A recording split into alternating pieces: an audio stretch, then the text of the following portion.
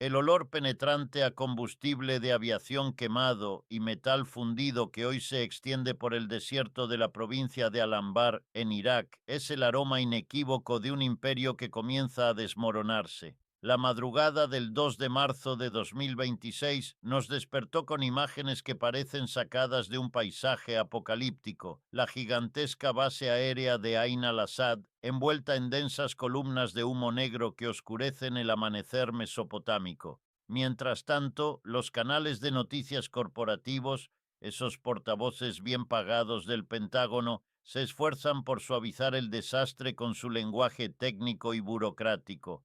Hablan de incidentes, de daños evaluados, de situación bajo control. Pero esa narrativa es un velo cuidadosamente construido para ocultar una realidad mucho más brutal. Lo que ocurrió en las primeras horas de esta madrugada no fue simplemente un intercambio de fuego en un conflicto lejano. Fue algo mucho más profundo. La demolición empírica, matemática y económica de la doctrina de disuasión estadounidense. La República Islámica de Irán, junto con las fuerzas que conforman el llamado Eje de la Resistencia, ha llevado la operación conocida como Promesa Verdadera 4 directamente al corazón de la principal guarnición militar estadounidense en Medio Oriente. En cuestión de minutos destruyeron infraestructura estratégica, equipamiento militar valuado en cientos de millones de dólares y la sensación de invulnerabilidad que durante décadas sostuvo la presencia imperial en la región. Para comprender la magnitud de este golpe hay que mirar la realidad desde la fría contabilidad de la economía de guerra. Ain al-Asad no es una simple instalación militar perdida en el desierto. Es una auténtica ciudad fortificada, una metrópolis militar que alberga más de 2.500 soldados estadounidenses y cerca de 2.000 contratistas privados. Desde allí, Washington proyecta su poder militar para vigilar rutas energéticas, controlar recursos hidrocarburíferos y garantizar la arquitectura geopolítica que sostiene el sistema del petrodólar. Dentro de sus hangares y pistas se acumulaban activos militares de valor incalculable. Decenas de cazas F-16 Fighting Falcon, cada uno con un costo que supera los 70 millones de dólares. Filas enteras de vehículos blindados MRAP, diseñados para resistir explosiones, valorados en $500,000 cada uno. Helicópteros de ataque AH-64 Apache, máquinas de guerra de más de 35 millones por unidad. Drones de vigilancia Scan Eagle capaces de rastrear cada movimiento sobre kilómetros de territorio. Todo ese arsenal tecnológico, financiado con los impuestos de millones de trabajadores estadounidenses, estaba diseñado para proyectar miedo y disuasión sobre cualquier nación que desafiara la hegemonía militar de Washington. Pero a las 4 de la madrugada, hora local, ese mito de invulnerabilidad comenzó a desmoronarse. Una oleada perfectamente coordinada atravesó el cielo iraquí. Primero llegaron los drones suicidas Shahed 136, más de 50 aparatos volando en enjambre, pequeños, baratos, construidos con fibra de vidrio, un motor simple y navegación GPS. Cada uno cuesta alrededor de $20,000. En comparación con los sistemas de defensa antimisiles que protegen bases estadounidenses, cuyo costo se mide en miles de millones, son casi juguetes. Sin embargo, esos juguetes saturaron las defensas. Detrás de ellos llegó la segunda fase del ataque, una lluvia de aproximadamente 100 misiles balísticos Fateh 110, cada uno armado con ojivas de casi 500 kilos y con un alcance que supera los 300 kilómetros. El cielo sobre Ain al-Asad se convirtió en una tormenta de fuego. Los videos filtrados desde el interior de la base, grabados por soldados aterrorizados con sus propios teléfonos, muestran escenas que parecen sacadas de un infierno industrial. Vehículos blindados explotando en cadena sobre las pistas, hangares abiertos por las explosiones, columnas de fuego elevándose sobre depósitos de combustible. En cuestión de segundos, varios vehículos Humvee quedaron convertidos en chatarra incandescente. $4 millones evaporados en una sola detonación. Pero la imagen más devastadora para el prestigio del Pentágono fue otra. 2 cazas F-16 ardiendo dentro de sus propios hangares, con las alas destrozadas y el fuselaje envuelto en llamas. 140 millones de dólares de capital militar destruidos en cuestión de minutos.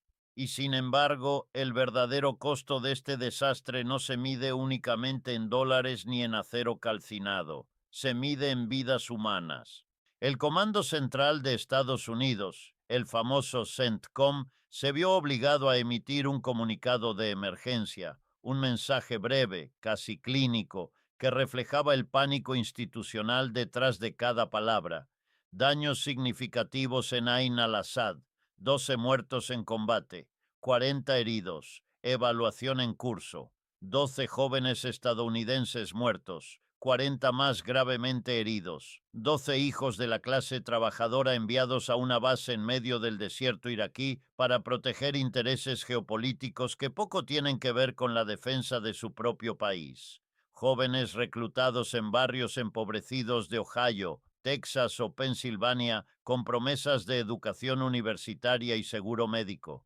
Mientras ellos mueren bajo misiles balísticos, en Wall Street las acciones de los gigantes del complejo militar industrial, empresas como Lockheed Martin, Raytheon o Northrop Grumman, se disparan ante la perspectiva de nuevos contratos multimillonarios para reemplazar el equipamiento destruido.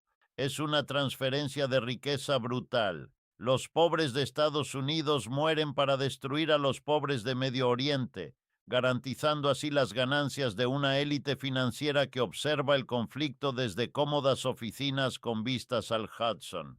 Pero pensar que este ataque se limita a los misiles lanzados desde territorio iraní sería un error analítico, porque lo que está ocurriendo en Irak es mucho más amplio. La Operación Promesa Verdadera 4 ha activado algo que en Washington temían desde hace años: la movilización estructurada de las fuerzas de resistencia dentro del propio territorio iraquí. Las milicias chiíes, que jugaron un papel crucial en la derrota del Estado Islámico cuando el ejército estadounidense abandonó posiciones, hoy han consolidado un poder militar y político considerable y están aplicando una estrategia de asfixia logística contra las tropas estadounidenses. Grupos como Kataib Hezbollah, con decenas de miles de combatientes experimentados, han emitido mensajes claros: la presencia militar extranjera debe terminar. Otras organizaciones como Asaib al-Haq y Harakat al-Nujaba despliegan miles de hombres especializados en guerrilla urbana, explosivos improvisados y misiles antitanque. Estas fuerzas no están realizando ataques simbólicos. Están ejecutando una campaña coordinada para cortar las arterias logísticas del ejército estadounidense, convoys militares emboscados en carreteras estratégicas, aeropuertos atacados con drones, bases aisladas bajo fuego constante, rutas de suministro interrumpidas. El objetivo es simple: convertir la presencia militar estadounidense en Irak en una trampa insostenible. Y si observamos el tablero geopolítico con frialdad, el mensaje es claro: el ataque contra Ain al-Assad no fue un incidente, fue el inicio de una nueva fase del conflicto en Medio Oriente. Una fase en la que la guerra asimétrica demuestra que un dron de $20,000 puede destruir sistemas militares que cuestan miles de millones. Una fase en la que el poder militar ya no se mide únicamente en tecnología, sino en la capacidad de sostener una ocupación frente a una población que ha decidido resistir. Lo que comenzó esta madrugada en el desierto iraquí podría redefinir el equilibrio de poder en toda la región, y lo que estamos viendo ahora podría ser apenas el primer capítulo. Y es aquí donde el análisis deja de ser un simple recuento de explosiones y comunicados para convertirse en una disección de la economía real, de la economía física, de esas arterias invisibles que sostienen la ocupación, porque una base puede arder, un hangar puede colapsar, incluso un escuadrón de cazas puede quedar reducido a chatarra, y aún así el imperio intenta recomponerse. Lo que no puede recomponer con discursos es una cadena logística rota. Lo que no puede reemplazar con ruedas de prensa es el control material del territorio. La promesa verdadera 4 no solo golpeó a Ain al-Assad, activó como una señal eléctrica un levantamiento orgánico dentro del propio Irak. Y esas fuerzas de resistencia que la prensa corporativa empaqueta con el término perezoso y racista de terroristas, están ejecutando una estrategia infinitamente más peligrosa para Washington que un intercambio de misiles, el estrangulamiento sistemático de la ocupación.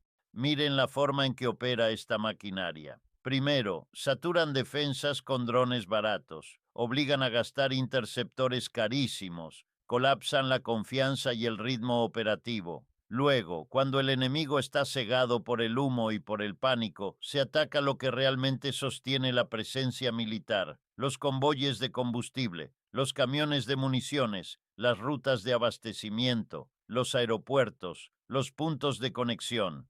Se destruye la circulación. En las últimas 24 horas, combatientes de estas facciones emboscaron un convoy logístico fuertemente escoltado en la ruta entre Bagdad y Erbil.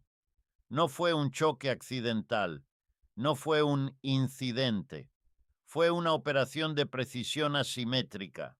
Enjambres de drones, explosivos tácticos, impactos concentrados, destrucción en cadena de vehículos y un saldo de muertos entre contratistas privados y personal de escolta. Y deténganse un segundo aquí, porque el dato es crucial. Cuando muere un contratista, el Pentágono no lo llora en público, lo contabiliza en silencio, pero lo paga caro. Los contratistas son el lubricante privado de la guerra pública: conductores, mecánicos, seguridad, logística. Son la prueba viviente de que el ejército estadounidense ya no es un ejército nacional, sino una franquicia armada del capital.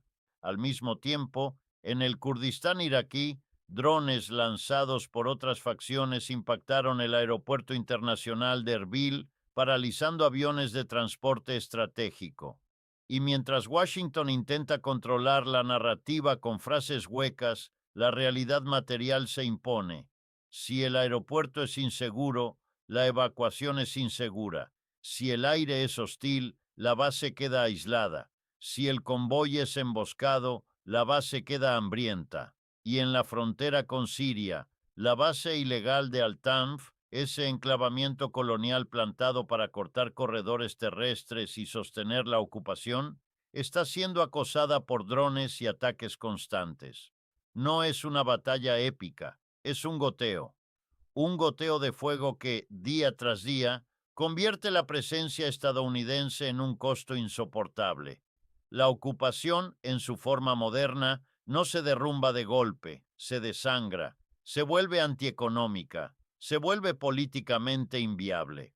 Pero la estocada que realmente aterroriza a los mercados no es solo militar, es geoeconómica, porque mientras el Pentágono mira sus hangares ardiendo, las fuerzas de movilización popular, ese conglomerado conocido como Hashd al-Shaabi, han ejecutado una maniobra que toca el nervio más sensible del sistema global: el petróleo. Han tomado control efectivo y han bloqueado físicamente una ruta logística estratégica que conecta los campos petroleros del norte con centros de procesamiento y exportación. No es un gesto simbólico, es un torniquete aplicado directamente sobre la yugular del suministro energético.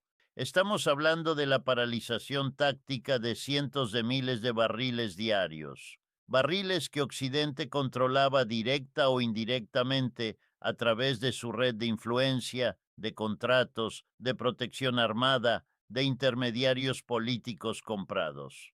Y en el momento en que esa llave se cierra, el mundo entero tiembla, porque el mercado del petróleo no es un mercado libre, es un mecanismo de poder, y cuando el poder se quiebra, el precio se dispara. Además, ataques de precisión con drones han dañado infraestructura crítica en una refinería clave, deteniendo capacidad de procesamiento diaria. Y aquí la lógica es despiadada. No hace falta destruir todo.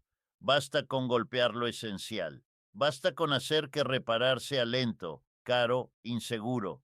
Basta con obligar a las compañías a retirar personal, a congelar operaciones, a elevar primas de seguro, a encarecer cada tonelada de transporte. El resultado es un choque de oferta que impacta directamente en Occidente. Un choque que se traduce en inflación energética, en costos logísticos más altos, en subida de precios de alimentos, en deterioro del salario real. Y aquí se revela la ironía más cruel del imperialismo. La clase trabajadora estadounidense y europea pagará en su factura de electricidad el precio de una ocupación que nunca decidió. Pagará con su pobreza el combustible de una guerra que solo enriquece a contratistas y accionistas. Y como si ese cerco económico no fuera suficiente, el país se enciende por dentro. Bagdad está presenciando un estallido político y social que la maquinaria mediática occidental no puede explicar sin confesar su propio crimen histórico. Las calles hierven, multitudes avanzan como ríos humanos, se queman banderas estadounidenses e israelíes, se exige el fin de la intervención extranjera, y en el centro de esa movilización aparece una figura que Washington conoce bien y teme aún más: Muqtada al-Sadr, el clérigo nacionalista capaz de convocar a millones desde los barrios populares. Su llamado a tomar las calles no es un fenómeno religioso incomprensible, como lo describen con desprecio los analistas televisivos. Es política de masas, es antiimperialismo popular. Es un pueblo diciendo, después de décadas de ocupación, corrupción, saqueo y humillación, que el costo de la tolerancia es la extinción.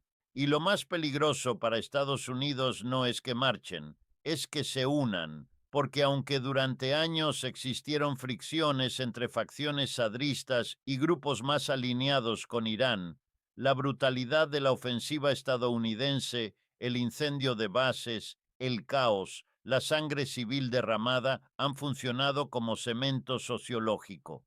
Han unificado temporalmente a sectores que antes competían bajo un mismo objetivo: expulsar al ocupante. El gobierno instalado en la zona verde, esa burbuja fortificada, ese símbolo de una soberanía amputada, se paraliza. El aeropuerto se cierra, la administración se encoge, y el país que Estados Unidos prometió democratizar a un costo de billones queda atrapado en el mismo abismo que la ocupación creó. En ese contexto de humillación táctica y colapso logístico, la respuesta de Donald Trump deja de ser solo un exabrupto, se convierte en doctrina de barbarie. Acorralado por la realidad, por la pérdida de control, por la necesidad de proyectar fuerza ante una base electoral alimentada por el chauvinismo, Trump recurre al recurso más antiguo del imperio en decadencia: la violencia desproporcionada. Desde sus redes escupe amenazas, desde los canales oficiales promete poder abrumador, y lo que en boca de un hombre así suena a retórica, en manos del Pentágono se convierte en órdenes. Órdenes para bombardear, órdenes para escalar, órdenes para convertir ciudades y vidas humanas en cifras y escombros. Porque cuando un imperio descubre que ya no puede gobernar con autoridad, intenta gobernar con terror. Y esa es la puerta que se está abriendo ahora. La reacción de la Casa Blanca ante este escenario no tardó en llegar, y fue tan previsible como brutal. Cuando un imperio percibe que su autoridad se desmorona en la periferia, su primera respuesta no es la diplomacia ni la autocrítica, es la escalada. Donald Trump, visiblemente enfurecido por el ataque que convirtió a Ain al-Assad en un símbolo de vulnerabilidad imperial, recurrió a su tribuna favorita, las redes sociales. Allí publicó un mensaje incendiario donde prometía una represalia inmediata contra lo que llamó proxies iraníes y contra la propia República Islámica. Pero detrás de esa retórica no había solo palabras, había órdenes. Horas después del mensaje presidencial, los gigantescos bombarderos estratégicos B-52H Stratofortress despegaron desde la remota base de Diego García, una instalación militar enclavada en el Océano Índico que funciona como uno de los nodos más importantes del poder aéreo estadounidense. Estos colosos de la Guerra Fría, capaces de transportar toneladas de armamento, iniciaron una misión que el propio Pentágono describió con el término que durante décadas ha sembrado terror en las poblaciones civiles: bombardeo de alfombra.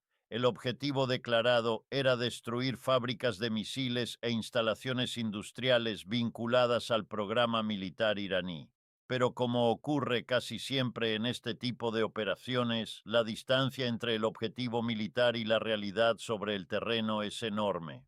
Entre las municiones utilizadas se encontraban las infames GBU-43, conocidas popularmente como la madre de todas las bombas.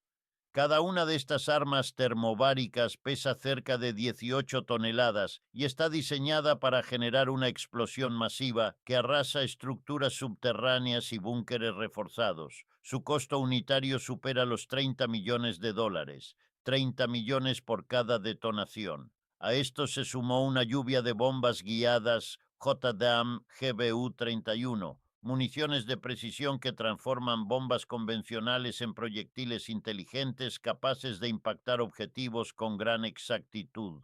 Más de un centenar de estas armas fueron lanzadas sobre instalaciones industriales y militares en las inmediaciones de la ciudad sagrada de Qom, uno de los centros religiosos y tecnológicos más importantes de Irán. Pero el resultado material de esa operación revela la contradicción más profunda del poder militar moderno. Porque aunque el Pentágono insiste en describir estos ataques como quirúrgicos, las primeras evaluaciones sobre el terreno hablan de un saldo devastador entre la población civil. Más de 100 personas murieron en los barrios industriales periféricos de Qom, muchos de ellos trabajadores que se encontraban en fábricas o viviendas cercanas al momento de las explosiones. Familias enteras quedaron atrapadas bajo edificios colapsados, mientras los hospitales de la región luchaban por atender a decenas de heridos. La narrativa oficial lo describe como daños colaterales, pero detrás de ese eufemismo se esconde una realidad mucho más cruda. Cada bomba de 30 millones de dólares lanzada desde 30.000 pies de altura tiene una probabilidad mucho mayor de matar a un obrero que a un general. Mientras Washington lamenta públicamente la muerte de los 12 soldados caídos en Ain al-Assad, su propia respuesta militar ha provocado la muerte de más de 100 civiles iraníes, una proporción que revela con brutal claridad la asimetría moral de esta guerra. Y al mismo tiempo que esos bombardeos sacudían Irán, la violencia continuaba en Irak. En los barrios de Bagdad, varios civiles quedaron atrapados en el fuego cruzado entre milicias y ataques aéreos estadounidenses. El número de víctimas sigue siendo incierto, pero organizaciones locales hablan de decenas de muertos adicionales. Todo esto expone la bancarrota estratégica de la respuesta estadounidense. Durante décadas, la doctrina militar de Washington se basó en la idea de que la superioridad tecnológica podía compensar cualquier desventaja política o social, que drones, misiles inteligentes y bombarderos estratégicos podían imponer orden en regiones complejas sin necesidad de comprender las dinámicas culturales o económicas que sostienen los conflictos. Pero la historia demuestra lo contrario. Bombardear ciudades rara vez destruye una resistencia profundamente arraigada. De hecho, suele fortalecerla. Cada explosión, cada víctima civil, cada casa destruida se convierte en un nuevo argumento para que miles de jóvenes se unan a las filas de los movimientos armados que prometen venganza. En lugar de debilitar al eje de resistencia, el bombardeo de Qom podría estar alimentando precisamente el tipo de odio generacional que garantiza décadas de conflicto. Y el impacto de esta escalada no se limita al campo de batalla. El tablero geopolítico global ha reaccionado con rapidez. Moscú emitió una condena inmediata contra lo que calificó como una violación flagrante de la soberanía regional y un acto de agresión desproporcionada. Pekín, por su parte, dejó claro que utilizará su poder de veto en el Consejo de Seguridad de las Naciones Unidas para bloquear cualquier intento de legitimar la operación militar estadounidense. Estas reacciones no son simples gestos diplomáticos, reflejan la consolidación de un bloque multipolar dispuesto a desafiar abiertamente el monopolio estratégico que Washington ejerció durante décadas. Y mientras las potencias globales intercambian declaraciones, los analistas de inteligencia y los mercados financieros comienzan a calcular las posibles trayectorias de esta crisis. Tres escenarios principales aparecen en los informes confidenciales que circulan entre gobiernos y grandes fondos de inversión. El primero, y el que muchos consideran más probable, es la expulsión gradual de las fuerzas estadounidenses de Irak. Si las milicias continúan bloqueando rutas logísticas, atacando convoyes y paralizando infraestructuras petroleras, mantener tropas en el país podría volverse insostenible tanto desde el punto de vista militar como político. Una retirada forzada recordaría inevitablemente a la evacuación caótica de Kabul o a la retirada parcial de Siria en años recientes. El segundo escenario es mucho más oscuro, una escalada masiva. Ante la percepción de derrota, Washington podría optar por ampliar el conflicto con una invasión terrestre o con una ocupación directa de Bagdad. Esto implicaría enviar decenas o incluso cientos de miles de soldados a un teatro de guerra extremadamente hostil, reactivando una insurgencia que haría parecer pequeños los años más sangrientos de la guerra de 2003. Y el tercer escenario, el menos probable pero potencialmente más estabilizador, sería una mediación internacional liderada por potencias como Rusia y China, posiblemente a través de canales diplomáticos en países del Golfo como Omán. Este camino implicaría negociaciones complejas destinadas a evitar un colapso total del mercado energético mundial, porque al final, detrás de cada misil y cada discurso belicista, existe un factor que ninguna superpotencia puede ignorar: el petróleo. Y cuando el flujo del petróleo se interrumpe, el sistema económico global entero comienza a temblar. Y es precisamente en ese punto donde la dimensión económica del conflicto se vuelve imposible de ignorar. Porque mientras los titulares se concentran en los bombarderos, en los misiles y en las declaraciones incendiarias de Washington, el verdadero terremoto estratégico está ocurriendo en algo mucho más silencioso: el flujo del petróleo.